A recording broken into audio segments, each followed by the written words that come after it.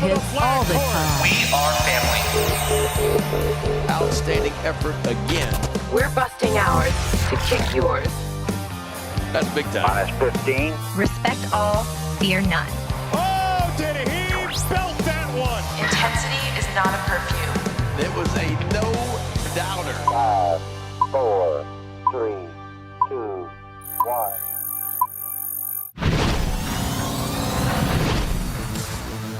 We are up in the bird's nest here at Oriole Park at Camden Yards. I'm Brendan Mortensen alongside Annie Claff. We are actually in the podcast studio for the first time in months, I think. I think since like July 7th, the week before the draft. Yeah, last week we were closer. We were across the hall in our studio, and now we are actually in the podcast room. You are coming at us from a very high definition Barnes and Noble here, which is nice. Which means this you is a are more too. in-person one. Yeah. In Barnes and Noble.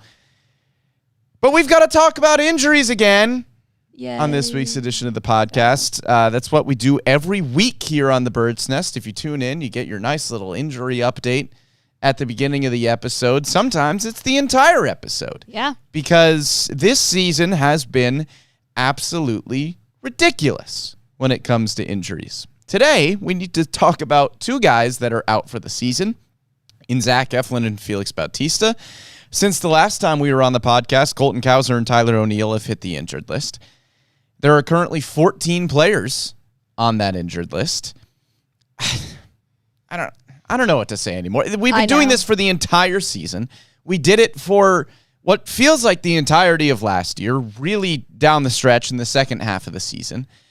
I don't know what else there is to say about the amount of injuries on this baseball team. I think that what it turned into is kind of a no news is good news thing, because in every other podcast, when there was news on injuries, it was always bad news and bad injury news. There was maybe one podcast, I think, where we had positive injury news, and that was when Mullins, Westberg, and Cowser all came back in the beginning of the season. But since then, it's been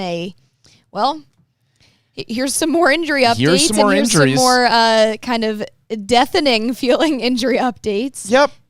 If you don't believe me that we have started pretty much every podcast for the last year or so talking about injuries, here we go. We proved it for you. Take a listen.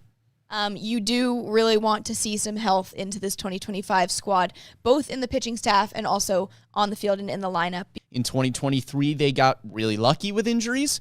In 2024, that pendulum swung way, way over to the other side. So hopefully, law of averages a little bit. Maybe they won't get as lucky as they were in 2023, but as long as they don't get as unlucky as they were in 2024, I think the Orioles will be in better shape going into 2025. But first, we need to start with some injury updates because there were a heck of a lot of roster moves to go over.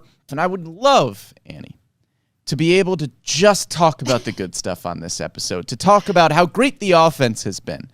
The return of Gunnar Henderson this week, we will talk about that, but not leading off the show here. Because unfortunately, we have to start once again with injuries. All right, soccer is back on track. We do have to talk about some Orioles things that are not on track, unfortunately. The first, really there are two big injuries that we need to talk about. Yeah, well, it's not good. I mean, there's no way around the conversation around Orioles pitching injuries at this point. So I guess we'll start with the injuries, get into the broader roster moves, and then we'll talk about the good stuff there. But we're going to start with some injury updates. And We've got a few injury updates. The first one is Colton Cowser. First, we have injury updates and news. The big one is that before we get into all of that draft fun, and we've got to talk about another catcher injury. Woo! We're going to get into all of that. But first, we do need to start with an injury update. There it was. About 2 minutes of just, hey, they're injured again. I know. When I was going through that compilation yesterday, it was like, okay, we have some injury updates right off the bat here. We have some injury updates almost in every single podcast here. What really made me sad was to look at the New Year's resolutions, which is what started off the compilation. And then you kind of see like, okay, there was so much hope and angst and excitement at the beginning of the season. And then as soon as you kind of found out about the Gunnar Henderson, the Jordan Westberg injuries in spring training, and then the Trevor Rogers, Chase McDermott, Grayson Rodriguez, Zack Efflin to start the season, that's when it all started to feel like, okay, maybe this is a little bit more like 2024 instead of 2023. And I think there was a sense going into the year that there was just no way it was going to happen again. Yeah. You go back to what the end of last season felt like, and you could just never get your footing. I mean, I still remember the cursed graphic we had from the offseason of the Orioles starting rotation that included Corbin Burns, Kyle Bradish, John Means, Grayson Rodriguez, Tyler, and then all of a sudden you get to the season and you don't have those guys available. And John Means misses a huge chunk of the season. Kyle Bradish misses a huge chunk of the season. Tyler Wells, Grayson Rodriguez had some injured list stints.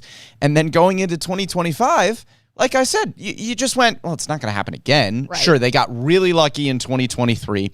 They got really unlucky in 2024. It's not going to be this bad again.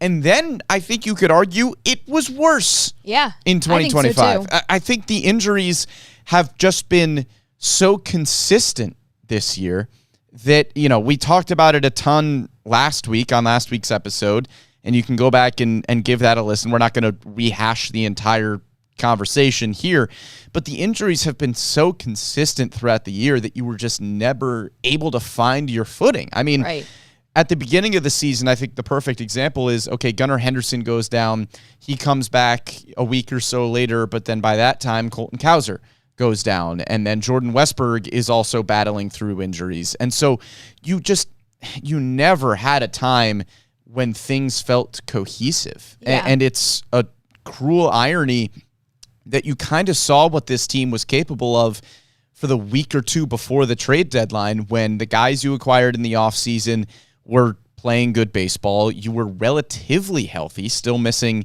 Ryan Mountcastle and Bradish and Wells and some of those guys, but you were healthy enough to put a good product out there.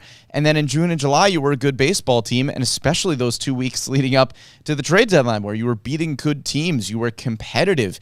Guys were healthy. Adley Rutschman was back. Gunnar Henderson was in full swing. It was almost cruel to see what the team could do for that short period of time, knowing it was such a short period of time before the trade deadline hit and before everything got changed. I think what hurt about last year is that it was kind of like, okay, they were in playoff contention. They were a really, really good team for pretty much the whole season until like some slumps towards the end. And what hurt about that is like, okay, you have a playoff caliber team that's getting struck by injuries later in the season, midway through the season. I think June was when it really started to compile for last year in 2024. What hurt about this year, it was more like you're getting struck while you're down. You were already underperforming. You had some injuries to start off the season, and then it just kept going. And we've mentioned this week in, week out. It's a domino effect, and that's what it kind of felt like for 2025 and how it's different from 2024. But both seasons, you have been struck with injuries week in, week out. And this season, it felt just a lot more different and heightened in the sense of, okay, you really could not get the momentum to be on top at all. Not even a little bit. And if you want to, you can go back and you can look at the opening day roster and what this team was projected to be. I mean, we can literally go position by position. First base, Ryan Mountcastle and Ryan O'Hearn. Ryan O'Hearn traded at the deadline. Ryan Mountcastle misses a lot of the season with injury. Second base, Jackson Holliday. Yay! Yeah. He's kind of the only one that's been on this team and been consistently healthy. Jordan Westberg, I know he only missed a month, but he was injured for a month as well, and that's why those numbers were so far down. You had two utility guys in Ramon Urias and Jorge Mateo. Ramon Urias traded at the deadline. Jorge Mateo hasn't played for basically the entire season. And Urias had a hamstring injury earlier, too. Right. Outfielders, Colton Cowser on the injured list. Heston Kjerstad in AAA and on the injured list. Ramon Laureano no longer on the team. Cedric Mullins no longer on the team. Tyler O'Neill, injured. Starting pitchers, Zack Efflin, out for the year. Dean Kramer, yay! Good. He's healthy. He's been here. Charlie Morton no longer on the team. Tomoyuki Sagano, yay! He's been healthy. He's been here. Cade Povich has missed a lot of time on the injured list. Relievers, Felix Bautista, out for the year. Keegan Aiken, missed a lot of time. Yennier Cano was optioned at one point. Sir Anthony Dominguez, no longer on the team. Cianel Perez, optioned to AAA. Gregory Soto, no longer on the team. Albert Suarez, injured. Brian Baker, no longer on the team. That's your opening day roster. You have 9 guys from the opening 26 that are still active and on the team. That's not a lot of players. Yeah. You have 14 guys on the injured list right now. I mean, again, another great example. The franchise record for players used in a single Orioles season is 62 back in 2021. The 2025 iteration of the Orioles have currently used 60 players, and that is without the return of Kyle Bradish, Tyler Wells, Albert Suarez, or the promotions of Dylan Beavers and Samuel Basallo, which we will get to and will most likely see at some point soon. So they are going to break the franchise record for players used in a single season.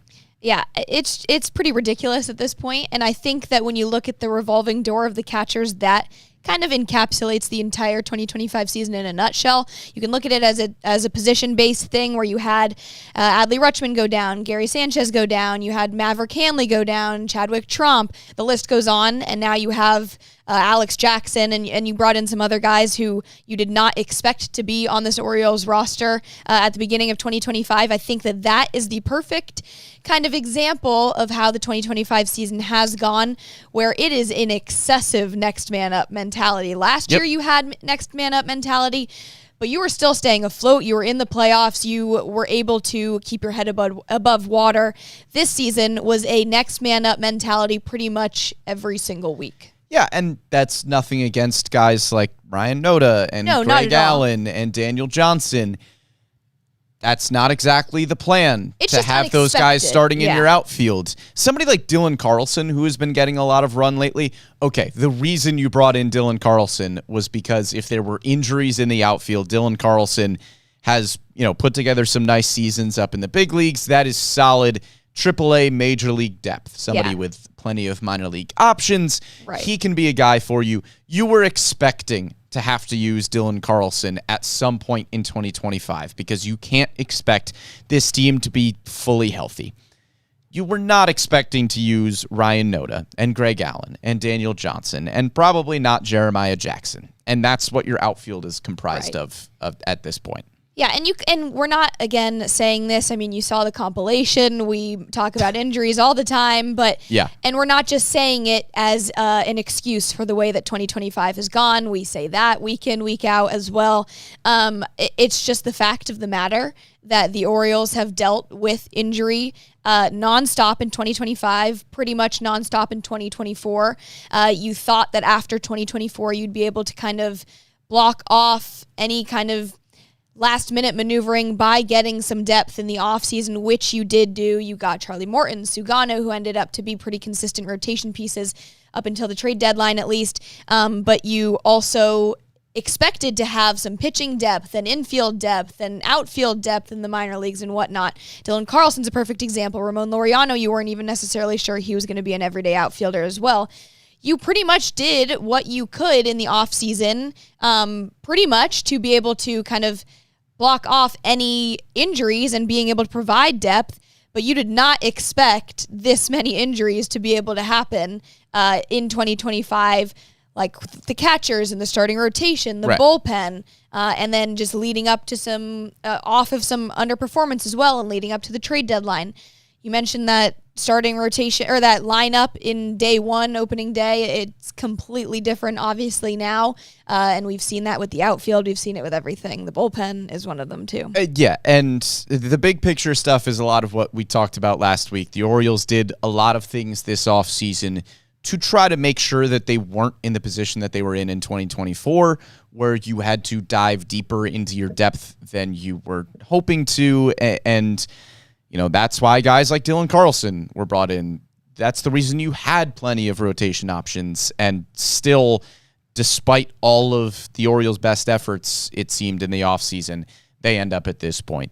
There are a few positive injury updates that we'll note. Kyle Bradish, The plan seems to be he will get 2 more rehab appearances. Tyler Wells will make 2 to 3 more. They are both being built up as starters. And as we mentioned before, Tony Mansolino said the plan for those 2 guys is to use as much of the rehab time that they have allocated to them, which is right around 6 starts. There is no point in rushing Kyle Bradish or Tyler Wells back to the big leagues. And once they are in the big leagues, Mansolino noted this yesterday as well, it is tough to have 2 guys coming back from elbow surgeries and just immediately throw them into starting roles in the big league level, because more than likely you aren't going to see Bradish and Wells work into the 5th or 6th inning with any sort of consistency. You're going to see those guys come up, and you want to build them up a little bit. You want to get them on a good workload going into the offseason, but those guys are more than likely going to be capped at about 4 or 5 innings per outing. And I know if you're looking at just the wins and losses down the stretch, you're saying, okay, that doesn't really matter too much. The broad need is just to get Bradish and Wells ramped up and ready to go for next year. But that also puts you in a really tough spot if you are trying to manage a bullpen, knowing that your starter is only going to give you 4 or 5 innings. I know the wins and losses for the rest of the season are not of utmost importance, you still have to play the games. You still have to get through 9 innings, and you still have to figure out a way to do that with a bullpen that has been decimated by injuries and was really changed at the trade deadline as well. You still got to play 9, whether it's a win or a loss, and that's going to be difficult to navigate too. And it's going to be a lot of those guys who have kind of joined the fold that look really new to the Orioles, like a Dietrich Enns, Corbin Martin, Grant Wolfram, Rico Garcia, who we saw last night. So I think that right now it's going to be a little bit of trial and error, a patience game. They will get more experience as middle relievers, or at least some of the bulk of those guys will, as the Orioles also try to navigate a closer situation without Felix Bautista. Right. So I think that for the rest of the season, and especially when you bring back Wells and Bradish, and Albert Suarez is supposed to go into middle relief as well, or bulk relief when he returns to the big leagues. But I think it's going to be a big patience game. A lot of almost a tryout process, if you will, where you see how these guys maneuver and act in the bullpen in a less pressure environment end of 2025, so that you see how they could potentially fit in 2026. Yeah, let's see what some of these guys have, right? You've seen some nice stuff from Cade Stroud. Dietrich Enns has had some nice moments. Are there any of these relievers that can show that they deserve a spot in 2026? That's going to be something to watch down the stretch. But you mentioned Felix Bautista, so let's talk about Felix Bautista. According to Tony Mansolino, he is going to miss the rest of 2025 with what the interim skipper called, quote, a significant shoulder injury. The word significant is not one that you like. It's never. However, we don't have all of the information at this point. Mansolino was careful to note, hey, I don't want to put any timelines on anything because we don't know what the severity of this thing looks like yet. It seems like Bautista is going to go through some more tests over the next few days, and we will know more at some point. So we don't know if that puts 2026 in jeopardy. Significant could just mean we're not seeing this guy in September, right? So we don't really know. Fingers crossed for, spring training, getting ready for 2026. But that's obviously a really tough blow for a guy that was working back from Tommy John surgery. And we saw some really good flashes out of him. I think going into the year, you were wondering what exactly you would get from Felix Bautista. Would the velocity still be there? Would he be the same dominant presence that he was 2 seasons ago? Because we hadn't seen him in so long. And when you have a closer whose stuff is so predicated on the fact that he can blow you away with 102, what would his season look like? And I think it was really impressive from Bautista where we didn't really see him get back to 102 miles an hour. The velocity got better. We saw at points when he was maybe inactive for 3 or 4 days and he wasn't getting up there, that the velocity was a little bit down, but we started to see him pitch 2 days in a row. And when you look back at the numbers, a 2.60 ERA in 35 games with 19 saves, and really outside of the month of May, that was an outstanding season from him. And it's just tough that it ends like this, especially for a guy that had spent so much time working back from injury this season. Right. I'm glad you brought up that ERA just for what he was able to do and come back from a Tommy John surgery, especially of a guy that caliber and the stuff that he has, to be able to move back and start trending towards the way that he looked in 2023. I think we know that he was never really, or not never, you can never say never. I don't think it was likely that he was ever going to be the same closer and same player that he was in his All-Star season in 2023, because that is a completely different breed, a different animal. But you did see some progress with that uptick in velo. I mean, he was still in the 90th percentile for the fastball velocity, not necessarily anywhere near what he was in 2023 when he was in the 99th percentile, averaging 99.5 miles per hour. The control and command, there was some issues there with Felix this year, but that's kind of just a given, just what he has been working to get back from. There wasn't necessarily as much chase as he had in 2023 as well. So he was most certainly still working back to get where he was in 2023, and it was 100% going to be hard to do that. But to see how he ended at least 2025 and what he was able to bring back in his first season back from Tommy John is really, really impressive. And you just hope that this shoulder injury is not as significant sounds, and that he will be able to see most of 2026. Yeah, and he still did a lot of things really, really well in 2025 in a similar fashion to what he did in 23. It wasn't the same kind of dominance. Like you said, the fastball velocity in 23 is up over 99 miles an hour. In 25, it's at 97. But, you know, back in 2023, you're talking about a 142 expected batting average, a whiff rate over 44%, a strikeout rate over 46%. And this year, the expected batting average at 158, the whiff rate still over 35%, the strikeout percentage over 35%. So, yeah, those numbers are a little bit worse than they were in 2023, but we're talking about a guy that went from the 100th percentile in something to the 97th percentile in a lot of stuff, right? So it's still a dominant pitcher, and it's not dominant in the same exact way, but you were kind of hoping that 2025 would be the year that he gets back into it a little bit, and then maybe 2026 is the season where it's, okay, he's really kicked things back into gear, the elbow feels good, he's 100% back into it. How does a significant shoulder injury factor into that? And this was a weird injury, too. I remember covering this series out in Cleveland. It was July 23rd was the date that Bautista calls back to the bullpen.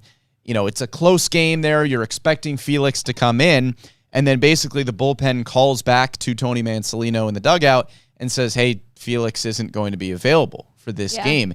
And so we don't know all the specifics. All we know is that something didn't feel right while Bautista was warming up in the bullpen, which is weird because he went through his pregame progression. He seemed to be totally fine. And so it's just something that apparently flared up while he was getting ready to pitch. And there weren't any indications of an injury before that. He was, according to Mansolino, like everything looked normal. And so for a significant shoulder injury to come from what we believe to be a timeline of just a span of a few innings warming up in the bullpen, what happened? And we don't know yet. We don't have all the information, but just kind of a weird situation there. Yeah, very weird, very kind of disappointing in a way, sad. Obviously, you hope the best for Felix Bautista, just given what he has been and meant to this ball club over the last few years, and just seeing how much it meant for even the fan base and just the team, the organization, to see him get back and get his first strikeout back since Tommy John surgery was huge. Yeah. Really, really important and special moment in his career in the Orioles organization this season. And regardless of the numbers, and if it wasn't fully back to how he was in 2023, like you mentioned, he still was kind of a dominant player, regardless of the dominance that we saw in 2023. He was still your designated closer. Those 19 saves are not something to kind of fly under the radar for him in a season where you are working back from Tommy John surgery. Really, really impressive stuff from him. Even just coming back. But obviously, it makes things a whole lot more confusing now for the closer role. I'm sure we're going to talk about that in a bit, but hoping that 2026 has a little bit more definition. Obviously, you won't know for certain after these kind of medical tests that are happening this week with Felix, but hopefully you can have him for 2026, if not the whole time of 2026. We shall see. And we don't want to slam the panic button before there is a reason to slam the panic button. Obviously, the word significant is not a word that you like to hear used about a pitcher injury. But you just hope for Felix. I mean, coming back from Tommy John surgery obviously is such a physical hurdle, but missing an entire season of baseball and the mental aspect of that, there have been plenty of pitchers who have talked about just how difficult that is to come back from a mental standpoint, to be out for that long and away from the game for that long. So you just hope that it's nothing significant for Felix that puts his 2026 in jeopardy. We will get more information on that hopefully shortly, but you mentioned, too, for an Orioles team in 2025 that has not had a lot of really awesome moments to point to. Obviously, the wins and losses are what they are. Felix Bautista's return to Baltimore, his first save opportunity, hearing the Omar whistle at Camden Yards, like, Felix was back. And that was a really great moment here. And it's one that I think you can point back to in 2025 and remember very, very fondly. But you mentioned the bullpen, too. Now you're in a even stickier situation than you were in before. We talked about last week just how different this bullpen is after you traded away 4 guys at the trade deadline, and you got great returns for them, but at the major league level, it makes your bullpen look very, very different. And now you have Yennier Cano and Keegan Aiken as the 2 names that you probably recognize there.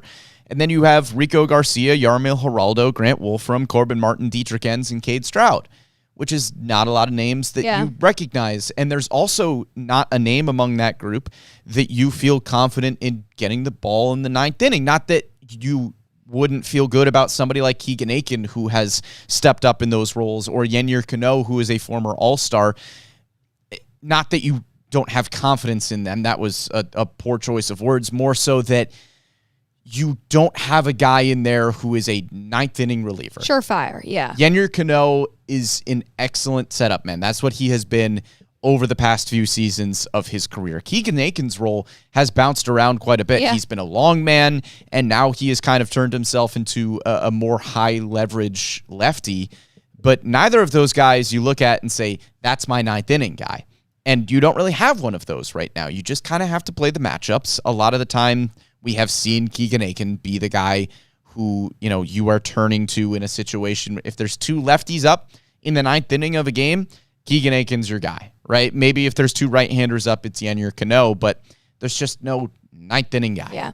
And it's a very different picture, too, from the beginning of the season. That opening day lineup, that opening day kind of picture of what you had for the pitching staff, where you knew Felix Bautista was coming back. You didn't necessarily know how he was going to be or his schedule for coming back, if he was going to pitch every day or not.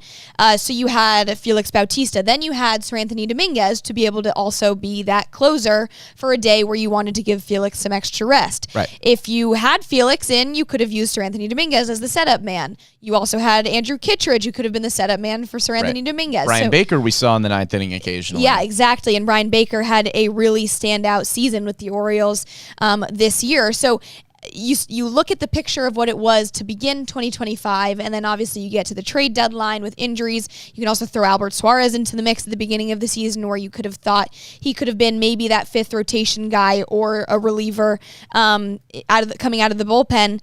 It's very, very different, and I think all of this year, at least most certainly after the trade deadline, is a lot of moving pieces, trying to figure out who fits where and where they can fit for 2026. The good thing is, I guess you could argue that I think the good thing about a bullpen is it's a lot easier to formulate and make on the fly compared to, like, say, a lineup 1 through 9 or a starting rotation. So I think that they have that going for them, because it would be a different story of the lineup has its issues as well now. Yeah, but the bullpen seems to be have a little bit more flexibility of, somebody like a Rico Garcia or, a Dietrich Enns that was a smaller trade. You can make waiver claims, you can figure it out, you can work as you go kind of thing. But I think there is also on the flip side, like we've talked about, you're going to have to find some guys within here, right? You're hoping that somebody like Cade Stroud or Corbin Martin or Grant Wolfram steps up and becomes a piece for 2026. And what better way to do that than, throwing them to the wolves almost. Hey, Corbin Martin, here's a 9th inning. Go get your first major league save. Right? Like that kind of stuff can potentially separate some arms here. So it's obviously not an ideal situation to not have Felix Bautista, but for the final month and a half of the season here, where the wins and losses are going to be what they're going to be, you have the opportunity to get a closer look at these bullpen arms. Another season-ending injury that we unfortunately have to talk about is Zack Efflin, who underwent surgery on his lower back to essentially relieve pressure on a spinal nerve caused by a herniated disc, which sounds painful. Sounds horrible. Efflin has been on the injured list a few times this year with that back injury. He was also on the injured list in April with a lat injury. And when you look back on the season stats for Zack Efflin, it's not going to be a pretty picture. 6-5, a 5.93 ERA in 14 starts.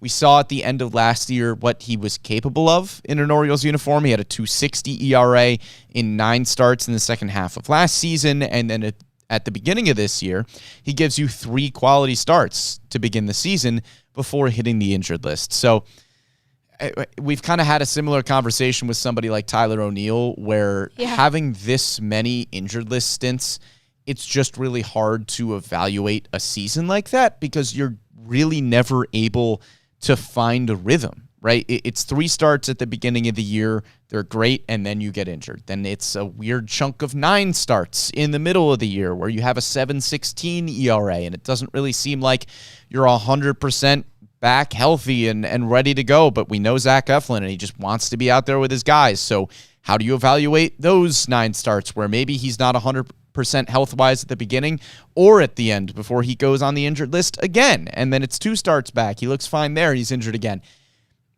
The 5.93 ERA does not tell the story of the season for Zack Efflin, and I don't think we are really able to determine what this story would have been because he never found it. Yeah, it's pretty devastating how the season went for Zack Efflin. I mean, you can also look at how Jordan Westburg started the season and how we said, okay, look, this guy's clearly fighting through some injury, which is why the start of the season for Westburg looked so rough as to what it was. You can say the same thing for Zack Efflin, where he has been up and down with injuries, different injuries, same injuries, and then obviously a really, really tough blow at the end to finish his 2025 season with some not so great numbers to go with it. Especially it's difficult as well just for Efflin in general going into his free agency year as a whole, something you probably would have wanted or he would have wanted to really perform very well in.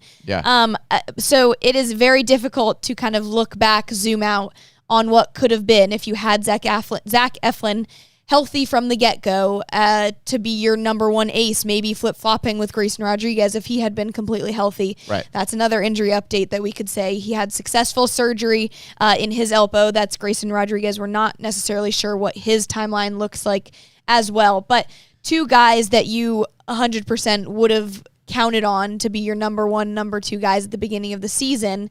And very, very devastating, injury-ridden years for both of them. There's an alternate reality where we are excited down the stretch for the return of Kyle Bradish because it means going into the playoffs, you have a rotation of Eflin and Grayson Rodriguez at the top of things, Kyle Bradish in there as well. Which is what it was maybe supposed somebody to be. you dealt for, at the trade deadline. There's an alternate reality where that is happening right now, and unfortunately, it's not how things went. And you just hate it for Eflin, too, in a contract year where he is going to be a free agent this offseason. That there isn't a season for Zack Efflin that, in his career you could look at and say, yeah, that was a worse one to have in a contract year. I think this is probably the one that you would point to. So for Eflin, who knows what the offseason entails for him. He seemed to like it here. I mean, I think back to spring training going into the season when he was a part of that spring training house with a lot of the young core of players on this team. He's the father of the group. Yeah, right. And Zack Efflin, great guy. Wish him the best. If this is the last time we've seen him in an Orioles uniform, then he brought a lot of good stuff to Baltimore. But who knows? I mean, who knows what the offseason entails for him? Like I said, he seemed to like it here. He loved the clubhouse from all of the conversations that we had with him. But Zack Efflin, you wish him a speedy recovery and all the best in the offseason. We'll see what happens. But at least for 2025, that's unfortunately it for Zack Efflin. More injuries to get to. Colton Cowser, Tyler O'Neill, both on the injured list. Colton Cowser is on the concussion IL after hitting the wall on a great catch that he made. It's another guy that just has been on and off the injured list, and as has Tyler O'Neill, who hits the injured list with a wrist injury, again, after running into the wall. It's just a pair of outfielders that have never really been able to find a rhythm this season. We have seen some really, really good flashes out of those guys. Colton Cowser, when he first came back from the injured list, was really hitting the ball well. He had cooled off a little bit as of late, but Tyler O'Neill, it's been a lot of injured list stints for him this season, and at his best, Tyler O'Neill has had some stretches here where it's a few weeks of him just carrying the offense in the middle of the lineup. And so it's unfortunate that there have been so many injured list stints where he's just not able to find that rhythm with any sort of consistency. Yeah, no, definitely bad news when you see Tyler O'Neill and Colton Cowser, two key components of the outfield in that big picture starting of 2025, to be back on the injured list. Both of them, like you mentioned, have been up and down.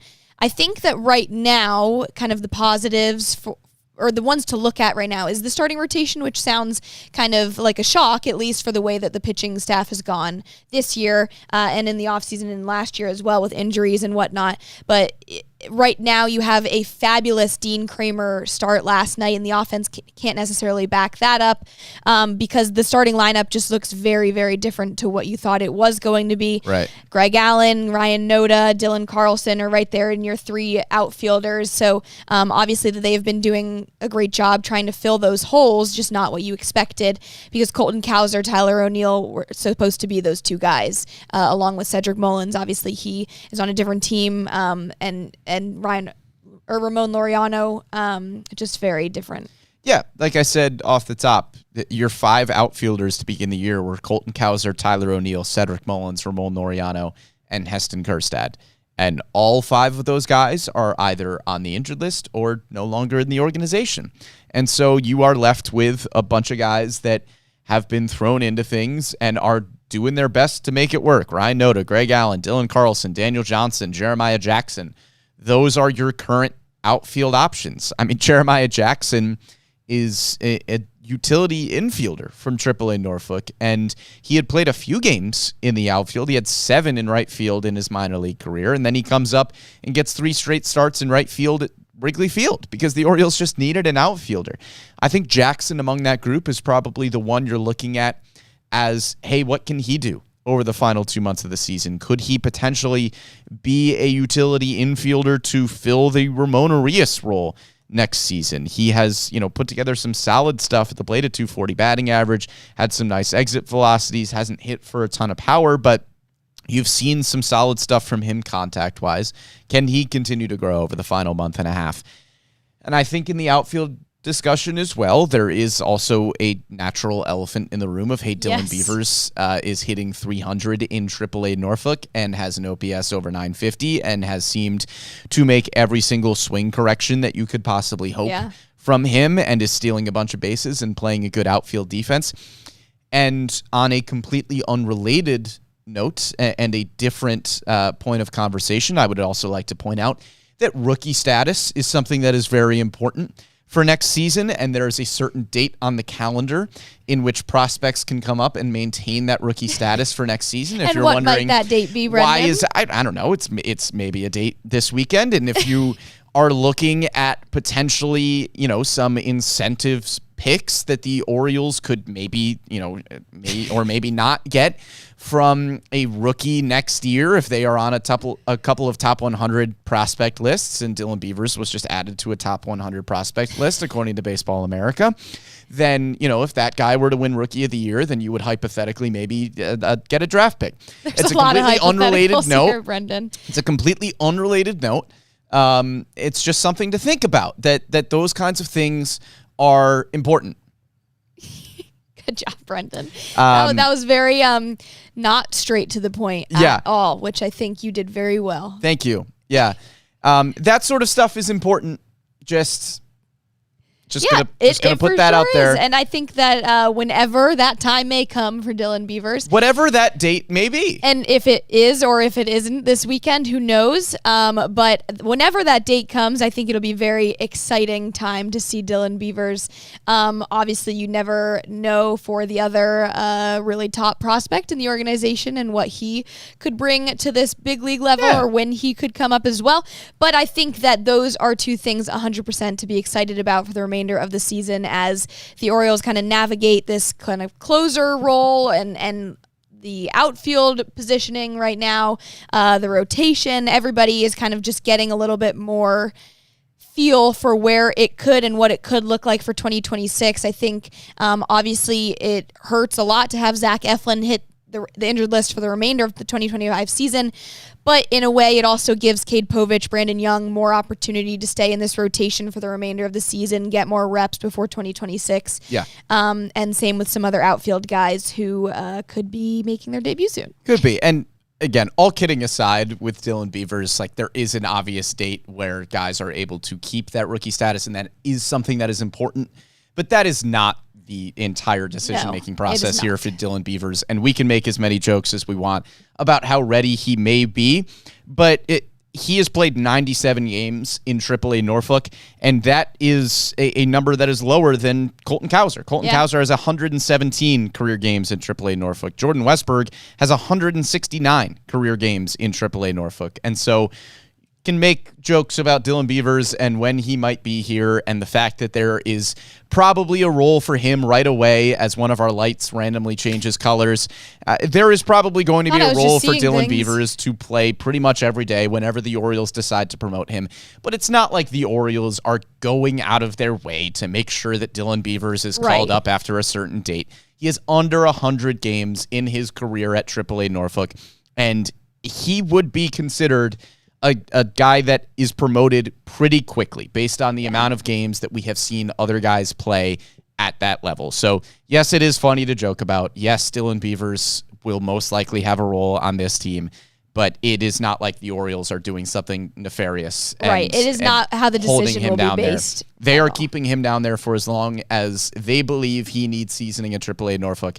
And again, it's fewer games than somebody like Colton Cowser or Jordan Westberg had at that level. It's not something crazy. The jokes are funny, and we know that there is a date on the calendar when we could possibly see him, but that is far from the reasoning as to why Dylan Beavers is not here. Right, and same with Samuel Basayo, too. You can make that same conversation. Dylan Beavers is older than Samuel Basayo. There's no doubt about that. I think that for Basayo, it just takes a lot more time regardless. Happy birthday, Samuel Basayo, by the way. He turns 21 today. Wow. So if you're wondering why difference. Samuel Basayo is not here yet, again, he's played under 100 games in AAA Norfolk, and he quite literally just turned 21. Yes. There's no need to rush that guy. Right, and he's a catcher. It's just a completely different responsibility, leadership role. But regardless, it'll be very exciting to see if and when those two guys make promotions, see a few different new names as well. But yeah.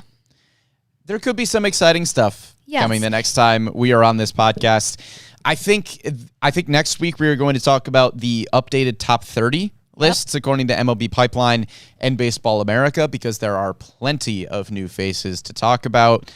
You know, we kind of got to get a bigger picture of what these guys are up to, when we could possibly see them in the majors, because all of a sudden you look at the top 10 according to MLB Pipeline, and it is not a lot of guys that we have talked about before. You're talking about prospects like Ike Irish, who comes in at number 2, which is pretty significant considering the type of season that Dylan Beavers has had, the kind of upside that Enrique Bradfield Jr. has. You have 3 members of the 2025 draft class in the top 6, according to MLB Pipeline, 4 of them in the top 10. Somebody like Nate George, we haven't really had the chance to talk about this year, but a 16th round pick from a season ago who is absolutely demolishing the lower levels of the minor leagues. Esteban Mejia, a guy who can throw 102, and he's 17 years old. There are some exciting prospects to talk about. And it's a conversation that deserves a lengthy podcast because a lot of times here we have talked about, man, what is this farm system going to look like after Samuel Basallo and Kobe Mayo graduate?